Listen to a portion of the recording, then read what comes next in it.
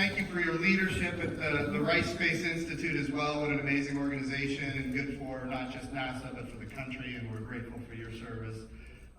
Certainly, Douglas Brinkley, what an honor to share this stage with you. Yes, I understand you spend a lot of time traveling the country, speaking in the media, on the news. I've been watching you for years. You are an amazing ambassador for this place that I call home, Rice University. And I am always excited to watch you on TV and when you testify before the House.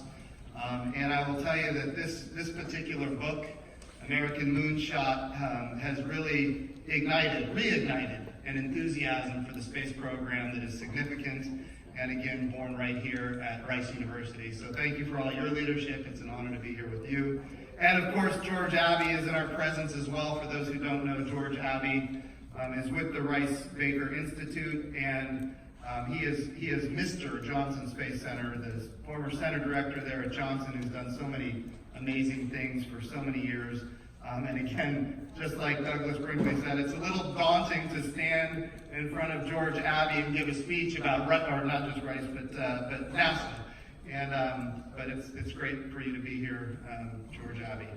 So the reason we're all here, we are celebrating the anniversary of this speech that John F. Kennedy gave that transformed the way Americans think about themselves. It transformed really the future in a way that we can't imagine what it would have been without that speech and everything that followed from it. But one line in there in particular that gives me heartburn.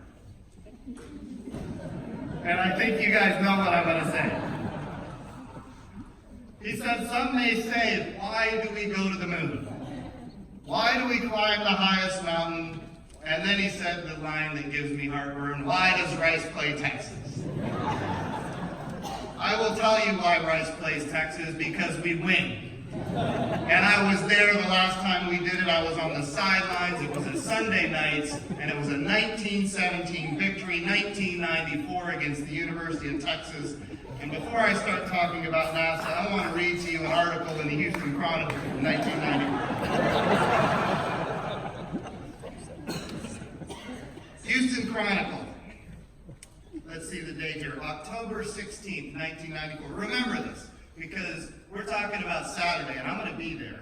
We're talking about what's going to happen on Saturday. This is the Houston Chronicle article. The world kept spinning. Cats still hated dogs. The rain continued to travel the direction that it always has, but Sunday night, Rice beat Texas. Better, and it continues about this amazing university we call Rice University. Tomorrow, the scholars on the other end of the campus take on the common cold. World peace is scheduled for Wednesday. Now, anything is possible on South Main. Rice beat Texas. After 28 consecutive losses to the Longhorns, and by the way, that streak began after the Kennedy speech. Before that, Rice had a great record against Texas. For 20 years, we were on top of Texas. The speech may very well have been the greatest thing for the United States of America and not the greatest thing for Rice University. After 28 consecutive losses to the Longhorns, and with their long rivalry taking its final steps towards extinction, remember this was the Southwest Conference about to end, the Owls pushed the Longhorns around for all of the world, or at least all of it, wired into ESPN, all of the world to see. And when they finally danced about the artificial surface of Rice Stadium, the Owls had ended their long, frustrating streak with a 1917 win before 34,700 who sat through the rain for the right to be able to truthfully say someday they were there the night Rice beat Texas, something that had not happened since 1965. Now, of those 34,000 people, I am very pleased to tell you I was there. I was on the sidelines. I was holding the big dish so that you could hear the action on the field. Of those 34,000 fans, I would say about 33,000 of them were Texas fans, which makes me even more proud of what we're going to do this weekend, Saturday night. It's happened before, it can happen again, and this time I'm going to be there again, and maybe that will have some impact. All right, I got that out of my system. Now we can talk about some other stuff. So when we think about it, here we are at the Baker Institute. This is a public policy think tank, and by the way, it's an amazing public policy think tank. A lot of great academic work comes out of this institution, a lot of great speeches from American leaders and world leaders all around the world. And one thing that I'd like to share that I think is important, and Professor Brinkley brought it up, in the era of the Apollo program, it was a contest between two great powers. It was a struggle. It was the United States of America against the Soviet Union. It was a contest of, and I'm going to quote you directly, it was a contest of political ideology, economic ideology. It was a contest of technological prowess, and that really is what drove it. Earlier, the question came up, if he would not have died, would we have pushed forward as hard as we did? And I will tell you, the reason we were able to achieve what we did in 1969 is maybe not so much about making sure we live up to the legacy. It was about the intelligence that came after Apollo 6. The intelligence that came out, and Apollo 6 was a disaster for NASA. It's not reported that way, we never declared it such, but when the Saturn rocket took off, and this was really the first time that the entire Saturn rocket took off, the second stage has 5 engines. 2 of them failed, so we barely made it to orbit. The upper stage, that single upper stage, the command module, if you will, that has only 1 engine, that engine, if you're going to the moon, it has to relight over and over again for translunar injection, to change orbits at the moon, to inject at the moon, to change orbits at the moon, to come home. It has to fire over and over again. When it was in orbit around the Earth on Apollo 6 for testing, it failed to reignite even once. If that would have happened at the moon, it would have been game over. Our astronauts would have been done. And even though of course it didn't reignite, we had to test the heat shield. We could not get to the velocity necessary to test re-entry of the heat shield, and this was on Apollo 6. This is April. This is April of 1968. And so all of these failures occur. We can't test the heat shield. April of 1968, they come home, or they bring the system home, and everybody seems to believe that we're going to have to take some delays, take a lot of time. The next day, they got intelligence that by the end of 1968, Russia, the Soviet Union, I should say, I want to be clear, the Soviet Union, I've got all these experts here, the Soviet Union was going to be at the moon, in orbit around the moon, doing what we call a free return trajectory around the moon with humans by the end of 1968. That is the catalyst that spawned so many activities at NASA. Because, as you said, President Kennedy didn't like to lose. His successors didn't like to lose. Lyndon Johnson didn't like to lose. This is really the intelligence that said, we're going to move forward and we're going to go fast. And instead of delaying, we decided to skip a few missions. We went straight to Apollo 8, which in my view is probably the most significant Apollo mission because it was the first time humans went around the moon. We dropped the lander. The lander was the piece that was taking too long to build. We dropped the lander and we decided we're going to go to the moon. And of course they were architecting a way, how could it possibly be done that we would do a free return trajectory. And after doing some analysis, they decided not only can we do a free return trajectory, we can actually go to low lunar orbit. And by the way, in order to achieve this by the end of 1968 on Apollo 8, in order to achieve it, it had to be done on Christmas Eve. On Christmas Eve. Think about that for a second. If this fails with that single engine that before had failed, those astronauts would be stranded in orbit around the moon on Christmas Eve for the entire world to see. But again, because of this great power struggle, the nation decided that this is an important capability that we actually have to win. And so we went forward. And interestingly, on that Christmas Eve, 1968, when they broadcast, and this is what's great about the United States of America, we did everything transparently. People saw our successes, people saw our failures, everything was, and we took video cameras, and on that trip we were filming and broadcasting live on national television. And in 1968, on Christmas Eve, they broadcast a message for the entire world to hear. You mentioned earlier Charles Lindbergh, 1927, the Orteig Prize, and in that Orteig Prize, Charles Lindbergh, after he won it, he traveled the United States, 1927, before television. 1 out of every 4 people in the United States of America saw with their own eyes Charles Lindbergh, because he traveled so much trying to normalize aviation, which is a great thing for our country. 1968, imagine this, 1968, Christmas Eve.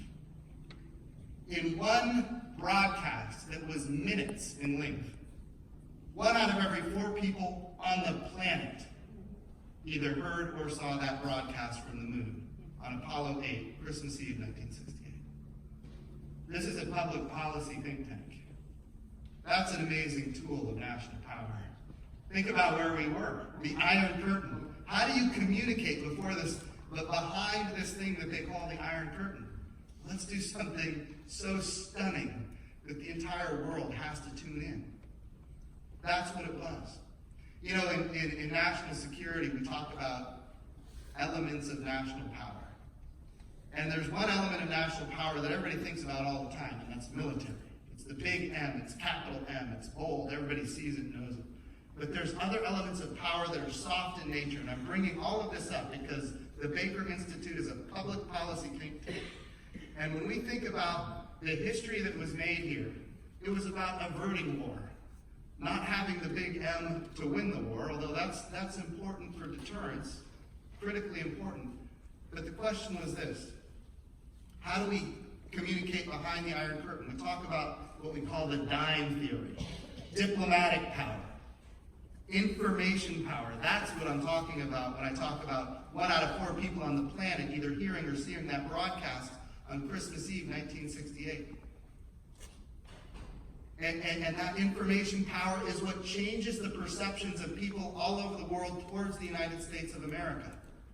Because they see this stunning achievement and they say, why aren't we doing that? Why can't we be with them? You know, one of the first big missions I did as the NASA administrator, I get to take credit for all the things that happened before me, but I was there just like Nixon was when we landed on the moon. I was there when we landed on Mars for the 8th time in human history with a robot, a little mission we call InSight. And it's helping us understand the interior of Mars. The United States of America is the only nation that's ever landed softly on Mars. Now we do it with international partners. But we've done it 8 times. Others have tried. Nobody has been successful yet. But we wish them luck. We really, as NASA, we want them to be successful. The more the better. This is a science agency. We want to get more science and more information. We want to explore more of the solar system than ever before.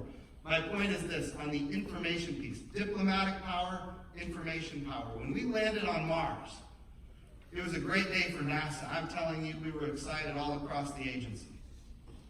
But we were on the cover of every newspaper worldwide when we landed inside on Mars. A reminder of that information power that is unique to NASA. It's a reminder of that Apollo 8 mission in 1968 and how we had that information power. And even today, it's still stunning. People still want to see it. We were in a newspaper in Tehran. By the way, the subtext of the newspaper says, the hardline newspaper of the Islamic Revolutionary Guard Corps. I don't know about you, here at the Baker Institute, they're probably aware. They don't write nice things about the United States of America. But in this case, when it comes to NASA, and this once again stunning achievement, they wrote an amazing article, and the last paragraph went line by line through who all of our international partners were on the mission. We had science instruments on there and technology on there from France and Germany. We have scientists in Spain and scientists in Poland that are going to be helping us, unravel the mysteries that we're going to find through this instrument. And that was all in this article. And there are children in Iran that are going to see that. And it's going to change their perception towards the United States of America in a positive way. NASA has this unique power. It is not a hard power, it is not military power, it is soft power. But it helps people understand that as humanity, we are all trying to do these stunning achievements, to learn more, to go further. And that helps shape the world so that we can have more peace and more security for the future. So we talk about these elements of power. After the Apollo program, and yes, there was a time when the United States government was arguing, should we partner with the Soviet Union or not? And of course, the decision was not to. The decision was to go and to win and not partner. But after Apollo, 6 missions, 12 people walking on the surface of the moon, after Apollo, we did partner with a program in 1975. In fact, it started long before that. 1975, the United States of America had our astronauts, and the Soviet Union had their cosmonauts on orbit together in a space station in a program called the Apollo-Soyuz program. Or if you're in Russia, they would call it the Soyuz Apollo program. But either way, the partnership began. And after that partnership was successful, the next step was the shuttle program and the space station Mir. And collaborating to make those two elements work together. Not easy, but it happened. And it was successful. And even today now, for almost 20 years, we have had Russian cosmonauts and American astronauts living and working together in space for almost 20 years. This goes back to 1975. So what was a competition has now become a tool of American diplomacy. And NASA has uniquely delivered on this American diplomacy. Again, going back to the dime theory of national power. The first element is D, diplomatic power. Today, the United States of America, through NASA, we partner with 15 nations to operate the International Space Station. We've had astronauts from 18 nations on the International Space Station. We've had experiments from 103 different countries across the globe, experiments on the International Space Station. An amazing tool of diplomatic power and a transformation of how we go from this great power competition to an idea where we can all work together in space. And it opens a channel of communication for countries that often have terrestrial disputes and challenges. And there is no doubt that since 1975, quite frankly, we were in the height of the Cold War then, we were able to partner with the Soviet Union, and even today, terrestrially we have disputes. But we have been successful at making sure that those disputes stay terrestrial in nature. And we have been able to live and work together in a space environment that is a very powerful tool for American diplomacy. So diplomacy, information, of course the big M is military. NASA doesn't play there, although as Professor Brinkley correctly identified, a lot of technologies serve both functions, national security and exploration. And you talk about Alan Shepard, he launched on an ICBM rocket, so NASA benefits from national security technology as well. But of course, then the last tool, when you look at the dime theory, the last tool is economics. And in the United States of America, we are moving rapidly towards a day where we have commercial operations in space. And when we look at the future, what we're trying to do in low Earth orbit right now specifically, we are moving to a day where instead of the United States of America being the landlord in space on the International Space Station, we can move to a day where we are a tenant customer of a robust commercial marketplace for absolutely breakthrough technologies that are going to transform human life on Earth. I think there's two lines of effort that we are focused on. One is industrialized biomedicine. And of course, I know Rice University has a long history with space medicine. That could be a significant player here. But industrialized biomedicine. Right now, we are proving that it is possible to print in 3D human organs on the International Space Station in a microgravity environment that you cannot do on Earth. When you take human tissue and you use adult stem cells to try to create human tissue on Earth, it ends up just kind of going flat. But in a microgravity environment, it can take the shape that you want it to take without having to put all kinds of scaffolding in the tissue itself. And so that has amazing benefits, and once proven, could be a line of commercial activity for commercial habitation in low Earth orbit, commercial space stations that would be transformational. I know George Abbey has been a strong advocate for a lot of these commercial activities for a long period of time. But industrialized biomedicine is one. Another, of course, is, and people are familiar with the material sciences. We talk about Z-bland as one technology. Fiber optics, in other words. We're talking about the ability to create very pristine fiber optics. You don't have to have repeaters every mile or even less. And that drives down the cost for laying fiber optics, and that closes the business case. Of course, people are familiar with pharmaceuticals and immunization and these other things that we can do in a microgravity environment that we cannot do here on Earth. One of the most promising technologies that I've seen is retinal implants. We can layer capability. We can layer materials in a microgravity environment in a way you cannot do here on Earth that enables us to bring home retinal implants so that people with macular degeneration don't have to go blind. Once this is proven, you can imagine the market for it. Now, don't get me wrong, we're not there yet, but we're getting there. I think we're 3 to 7 years away from one major technological breakthrough that is going to ultimately transform space to be a commercial marketplace for human habitation, to do these missions with humans. We're NASA, and we will always have a presence in low Earth orbit. I want to be clear, always. But we can be a tenant instead of the landlord, and that drives down our cost. We could be one customer of many customers in a robust commercial marketplace in low Earth orbit. Driving down, we could have numerous providers that are competing against each other on cost and innovation to enable us to do more in low Earth orbit than ever before. Right now, we have commercial resupply going back and forth to the International Space Station. We don't purchase, own, and operate the hardware anymore to resupply the ISS. We buy it as a service from a robust commercial launch industry for low Earth orbit. We're about to launch.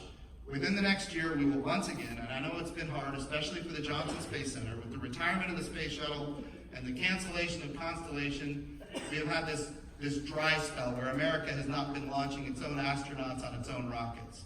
But I will tell you, within a year, we will be launching American astronauts on American rockets from American soil once again. And when that happens, we will not be doing it with government owning and operating. We will be buying the service from, again, a commercial marketplace that is competing on cost and innovation, driving down the cost of the tax. And here's why this is so important. Because when we can do more commercially in low Earth orbit, where there is a marketplace, NASA can use its resources to go back to the moon and on to Mars. That's what we want to do. We want to do the things that nobody else is or will do. We want to do that moonshot. That's what we want to do. This time when we go to the moon, it's different than it was in the 1960s. And I think Professor Brinkley correctly identified one big difference this time. We have a very diverse, highly qualified astronaut corps that includes women. It's why we call it Artemis. In Greek mythology, Apollo had a twin sister. Her name was Artemis, and she was the goddess of the moon. And this time when we go to the moon, we go with a very diverse, highly qualified astronaut corps that includes women. I think it's a perfect story. 50 years after Apollo, and I want to take nothing away from Apollo. Back then, we chose our astronauts from our test pilots and our fighter pilots, and there were just no opportunities for women back then. But now there are. And we have this opportunity. I'll tell you who's most excited about this. My 11-year-old daughter. We want all of America to be able to see themselves having these opportunities. And that's why this is so important. So when we go back to the moon under the program we call Artemis, it's going to be different. A couple of other things that are different. When we go to the moon this time, we're going to have commercial partners that can help us drive down costs. We're going to have international partners, which is big. Every country on the Earth wants to be with us when we go to the moon. Countries that didn't have space agencies a year ago are now creating space agencies because they want to be with us when we go to the moon. I know you mentioned that in the Apollo program we didn't do partnerships, and that's true for the large part. But all of those images of Neil Armstrong and Buzz Aldrin on the moon came through Canberra because of how the world was positioned. Canberra, of course, is Australia. Came through Australia, had a big network capability to bring down that data, bring down those images, and broadcast it for the entire world to see. If Australia wouldn't have been with us on that day, we wouldn't have had that amazing achievement. we would have had it, we just wouldn't have seen it. So we did have one partner, and of course that's fantastic. So when we think about the future, commercial partners, international partners, like I said, 15 nations on the ISS, that's the starting point. We want to grow from there. We want to make sure we keep that tool of diplomacy that is NASA as we go forward to the moon. The other big difference is we now know that there's hundreds of millions of tons of water ice on the south pole of the moon. Water ice, what does that mean? It's air to breathe, it's water to drink, it's rocket fuel, hydrogen and oxygen. By the way, Rice University story. I'm a brand new freshman at Rice University. Orientation week is over. I'm getting to know my roommate, who I love very much. I just had dinner with him in San Francisco a few weeks ago. Rice kid. He is a Rice kid through and through. One day he's at his desk and he's playing with a glass of water, and I'm like, what are you doing? And he's got this all of these electronics on his desk. He had taken apart back then we had disposable cameras. I see everybody filming me with these cameras now, but we had disposable cameras back then. He took the flash out of a disposable camera, rigged up the capacitor to create electricity with a battery, and he was using the electricity with a glass of water. And I'm like, what are you doing? And he was like, I'm creating hydrogen and oxygen out of water. I'm like, wow, this is Rice University. Welcome to Rice, right? I will tell you, he was a great friend, a really smart guy. But here's the thing, hydrogen and oxygen is plentiful on the south pole of the moon. So when we go to the moon next time, within 5 years, by the way, by direction of the president, we will go within 5 years. There you go.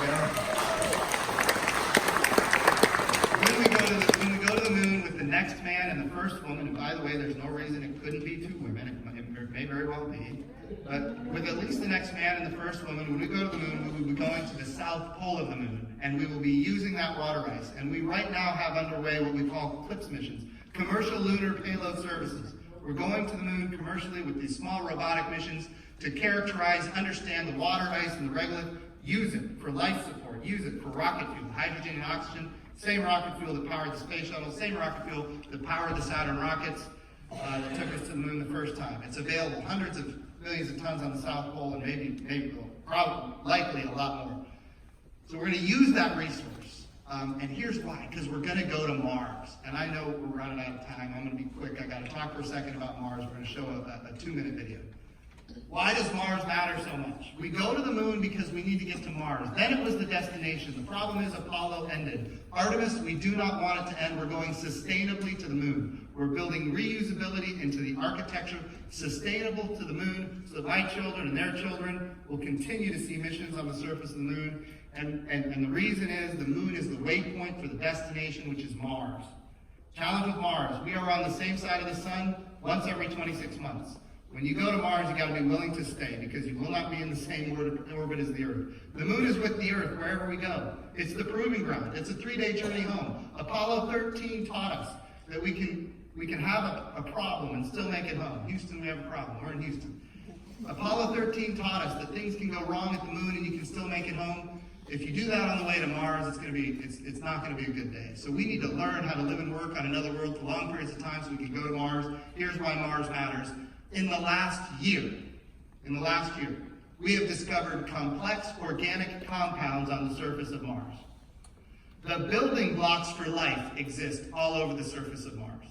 They don't exist on the moon at all. 0 on the moon. But they are all over the surface of Mars. We have now found that the methane cycles on Mars are commensurate with the seasons of Mars. It doesn't guarantee life. It could be geological in nature, but the probability of finding life on another world just went up. And oh, by the way, we have now seen massive plumes coming from Mars that were unpredicted before, massive plumes of methane. And of course, methane is one of those complex organic compounds. Finally, and this is important, within the last year, we have found water, liquid water. We knew that Mars had an ice cap. We knew that Mars had water ice under its surface, even at the equatorial regions. We now have found liquid water 12 kilometers under the surface of Mars. What does that mean? Everywhere there is water on Earth, there is life. Is that true on Mars? I don't know, but we should find out. Going back to these elements of national power, I would attest this. Just like John F. Kennedy said, we want to make sure that it's an American flag on the moon, not a Soviet flag on the moon. When we find life on another world, and I want to be clear, I don't know that it's there, and as the head of a science agency, I'm not making any declaration. But should life be found on another world, and the probability is getting higher, should life be found on another world, I believe it should be the United States of America that finds it, because it will rewrite for all time history books and science books. And by the way, when we find it, we should find it with a coalition of international partners that are collaborating on such a stunning, stunning achievement. So we're going to watch a video about the Artemis program. It's just a few short minutes in length, and it will show you kind of what we are putting together. Can we, 50 years ago, we pioneered the path to the moon. The trail we blazed cut through the fictions of science and showed us all what was possible. Today, our calling to explore is even greater. To go farther, we must be able to sustain missions of greater distance and duration. We must use the resources we find at our destinations. We must overcome radiation, isolation, gravity, and extreme environments like never before. These are the challenges we face to push the bounds of humanity. We're going to the moon to stay by 2024, and this is how. This all starts with the ability to get larger, heavier payloads off planet and beyond Earth's gravity. For this, we designed an entirely new rocket. The Space Launch System. SLS will be the most powerful rocket ever developed. And with components in production And more in testing? this system is capable of being the catalyst for deep space missions. We need a capsule That can support humans from launch through deep space and return safely back to Earth. For this, we've built Orion. This is NASA's next generation human space capsule. Using data from lunar orbiters that continue to reveal the moon's hazards and resources. We're currently developing an entirely new approach to landing and operating on the moon. Using our commercial partners to deliver science instruments and robotics to the surface, we are paving the way for human missions in 2024.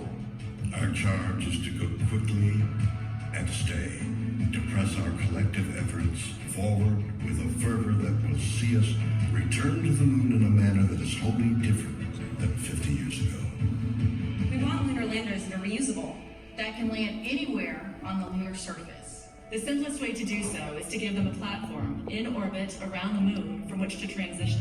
An orbiting platform to host deep space experiments and be a waypoint for human capsules. We call this lunar outpost Gateway. The beauty of the Gateway is that it can be moved between orbits It will balance between the Earth and Moon's gravity. in a position that is ideal for launching even deeper space missions. In 2009, we learned that the moon contains millions of tons of water ice. This ice can be extracted and purified for water. It can be separated into oxygen for breathing or hydrogen for rocket fuel. The moon is quite uniquely suited To prepare us and propel us to Mars and beyond. This is what we're building. This is what we're training for. This we can replicate throughout the solar system. This is the next chapter of human space exploration. Humans are the most fragile element of this entire endeavor, and yet we go for humanity. We go to the moon and on to Mars to seek knowledge and understanding and to share it with all. We go knowing our efforts will create opportunities that cannot be foreseen. We go because we are destined to explore and see with our own eyes. We turn towards the moon now, not as a conclusion, but as preparation, as a checkpoint toward all that lies beyond. Our greatest adventures remain ahead of us. We are going. We're going. We are going.